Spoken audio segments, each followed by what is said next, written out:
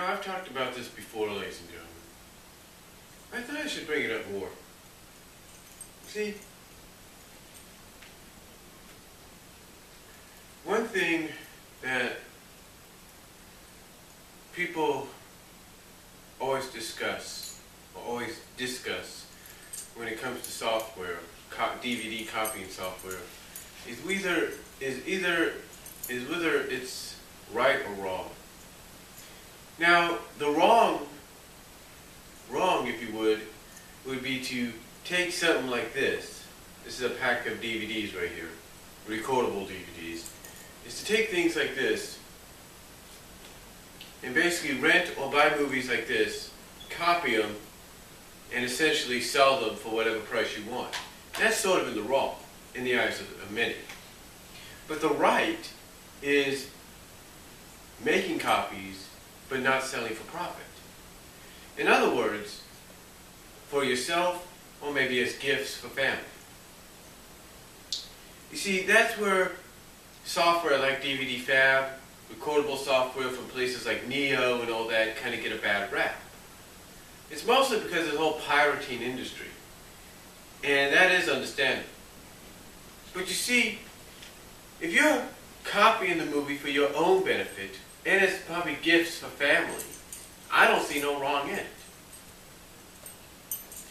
You see, from a financial standpoint, it saves you a lot of money. For example,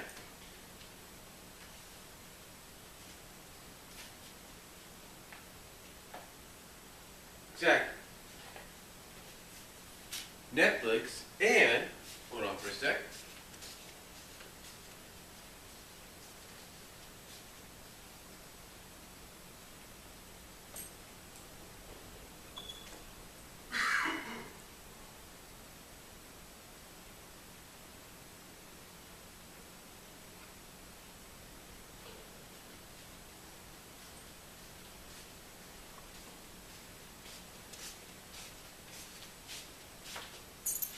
Redbox, along with other services like Blockbuster, all cost you some money. Now, Redbox is essentially just, hey, pay $1 something or $2 and not $2, and you can have it for one night. And if you decide to keep it, we'll just charge on another $1 or additional $2, whatever, every night you keep it. So, what's the more easier, cheaper route? Now, when it comes to Netflix, it all depends on your plan. Same with Blockbuster. If you're paying, like I do, about $25-something a month, you add that in by yearly account, by monthly account, and total for the whole year. 25 times 12, there you go. So you wonder to yourself, well, what does this have to do with what I'm talking about? Well, it's quite simple. Quite simple. You see, for someone like me, I have the 3-disc unlimited streaming plan. Now, for some people that might have the 5-disc, maybe the 2-disc or the 4-disc plan, it still amounts to something. But for someone like me that has that 3-disc plan, on a yearly basis, I pay $300 a year on Netflix. $300 a year. $25 or $25.50 a month withdrawn from my account, totaling altogether for $300 a year. That's $300.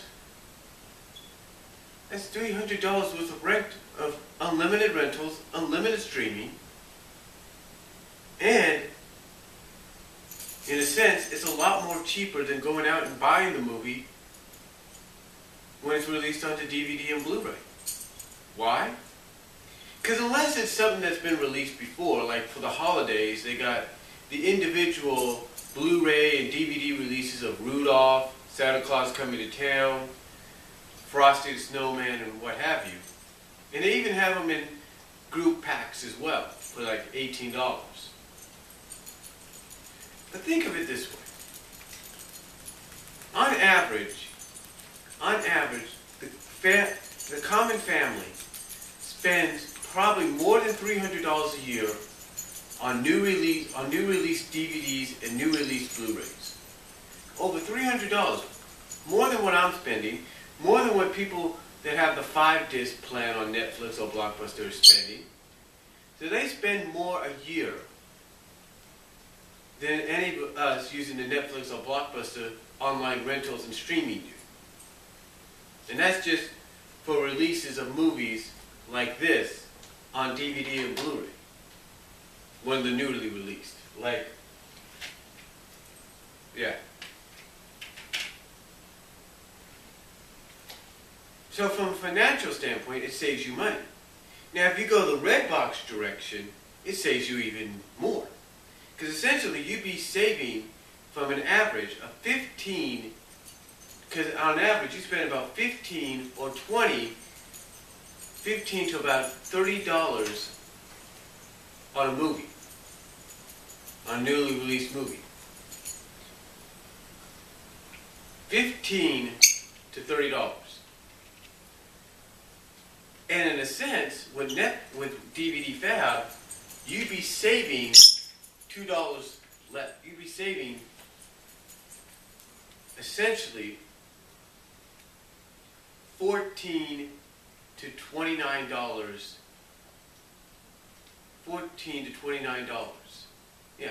So if you spend about between $15 and $30, whether it's a DVD Blu-ray combo, DVD Blu-ray combo ultraviolet, gift set, whatever, you'd be saving on average about as much as you spend on that movie that's been newly released onto DVD and Blu-ray when you rent it from Netflix and DVDFab it. You see, DVDFab and software like it, and software produced by people like Neo and others out there, they save you money, and especially with the holiday season here, it's going to say it helps people out a lot. And think of it this way as well. If this was such a bad thing, then why are companies like Microsoft, like Apple, and others out there associated with them? Why is software like DVDFab, software like this but made by Neo, why is this kind of software allowed to exist? Because they know it helps people out. Yes, its potential reasoning is to help probably allow you to make DVD copies of DVD or Blu-ray copies of home videos. Okay, understandable. But they also understand that from a financial standpoint, it helps you out as well. It does. And see, that's the one thing that gets a lot of people. The fact that software like DVDFab is legal to use, 100% legal to use, under fair use and everything. And you've got companies like Microsoft, Apple, Dell, whatever you want to call them, that are associated with these kind of products because it's not only good business for them, and it's not only good business for those that make the software, but it's overall good business for everybody. And they know that. They know that. It's like, depending on how much the software costs you, in the end, it's going to save you money when it comes to movies. They know that. They know that. But you see, studios are also smart to this. Because you see, there are studios out there, as I've mentioned before, that are fully prepared to make sure this doesn't happen. Oh yeah, they're fully prepared. They're fully prepared to the point that you would have to go out and buy the movie for certain titles. You would have to physically go out and buy it. Physically go out and buy that movie. But from what I have seen, about 90% of what I 90% of what I have seen has been DVDFab. In other words, has been copyable through software like DVDFab. And again, if it was such a problem, why is software like this still around? because it's not a problem. It's not. You see, the people that developed the software and presented it as it is pretty much understood that people are mainly going to use this to probably make copies of movies as backups, of movies they already own as backups, and if they do go out and rent a movie and make a copy of it, they probably gave the understanding that if people do that, it's going to save them money. So you see, whoever made these kind of softwares understood from a consumer's standpoint, a DVD, Blu-ray consumer standpoint, that it will save us money in the long run. It's like, hey, we'll still have the movie, it'll just save us money in the long run. That's what they're looking at. And again, it's nothing's really wrong with it. I mean, yeah, the one wrong thing you want to worry about the most is people taking stuff like this and saying, hey, I'm going to go make money off it. Yeah, people will do that, but the thing is, a majority of people don't. A majority of people do, but there's also a majority of people that don't. So it's a 50-50 kind of effect. If you think about it, it's a 50-50 kind of effect.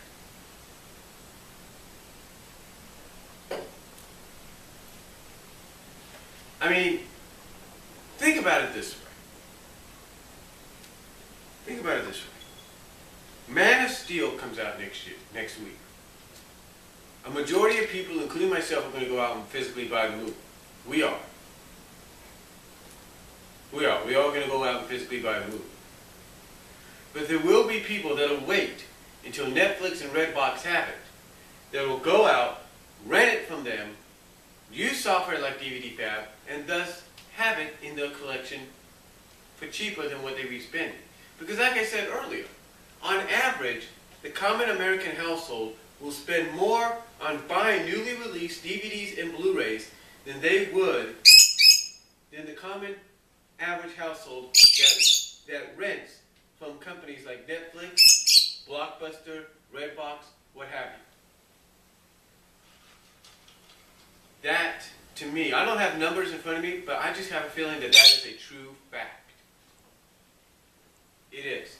The average American household that buys newly released DVDs and Blu-rays spend more than the average American household that rents from companies like Netflix, Blockbuster, and Redbox, and uses things like DVDFab to obtain these kind of movies, but for a cheaper price.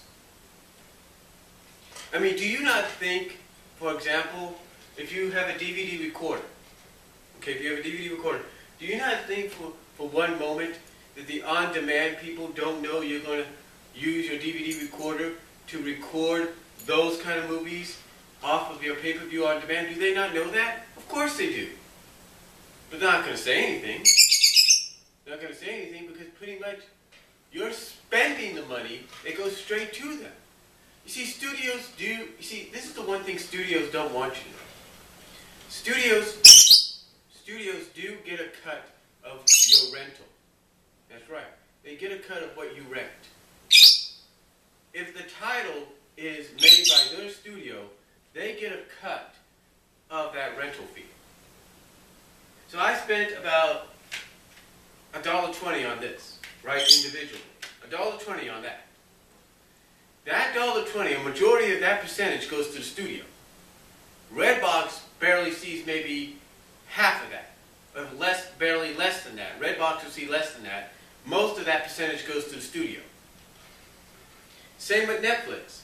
You can rent this movie, this very same movie from Netflix, and the studio that made the movie, they'll see more of the percentage, more of the profit from that rental than Netflix. The same goes for Blockbuster.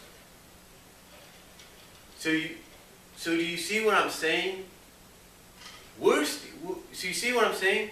Financially, software like this financially makes things cheaper for us than it does for the average consumer that goes out and spends that $15 to $30 on a DVD or Blu-ray, newly released. It's true. Because you see, the more you spend, the more of a percentage that studio gets. And they're still going to get a percentage no matter what. Whether you physically buy the movie when it's first released or you rent it, that studio is still going to get a cut of that. Is going to get a majority of that cut. They are. No matter what it is. They're going to still get a majority. Even if you use discs like this to record off of on demand on your DVD recorder or whatever, or what have you, they're still going to get a percentage of that rental fee. And they're going to get a more of a percentage than the studio that made, not the studio, but then the people that are renting out the films. That's the whole point. They will get more of a percentage than what you spend. Not what you spend, but you get the idea. The studios will see more of that money that you spend on rentals. Monthly rentals, monthly fees like for Netflix and Blockbuster, daily fees like with Redbox, they will see more of that percentage than those companies. And it's the truth. It's the flat out truth, and everybody knows it. It's like this. I went out and I bought this movie. I bought this 4-pack of movies today. I bought this today. Guess what? The studio that made this movie series of movies, they're going to see more of a percentage from my purchase of this than Walmart. Same with the studio that made this. They're going to see more of a percentage than Walmart. See what I'm saying? They still get a cut no matter how you look at it. So the thing is, in the long run, things like software like DVDFab, the reason nobody really comes after it, the reason it still gets a controversial reaction, but the reason it never really gets any, repercussion, if you will, software like it, is due to the fact that those studios still get a cut of what money is spent towards it. And it's the truth. It's the flat out truth, and everybody knows it.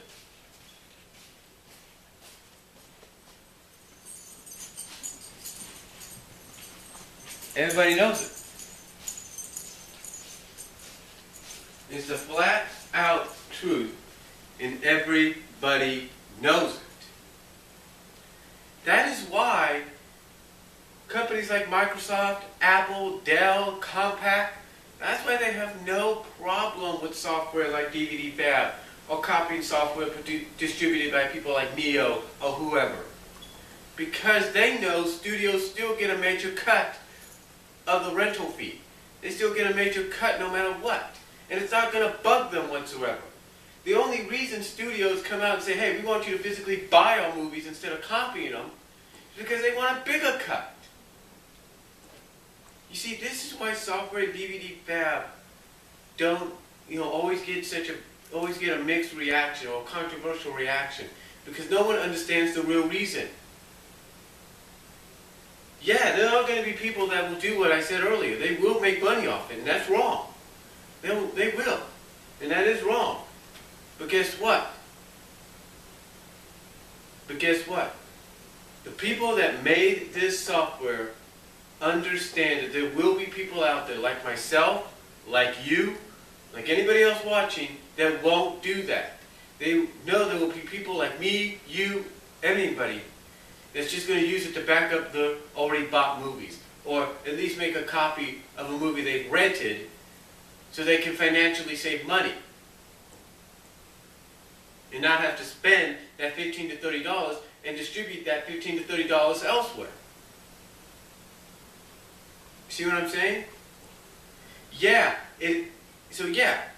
DVD software like DVDFab is going to have a controversial. It's always going to be always have a controversial reaction to a lot of people, because you don't know if it's being used the right way or the wrong way.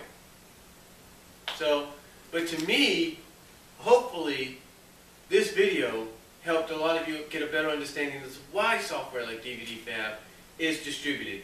Why companies out there have no problem with it. Like Windows, like Apple, like Compaq. They don't have no problem with software like that.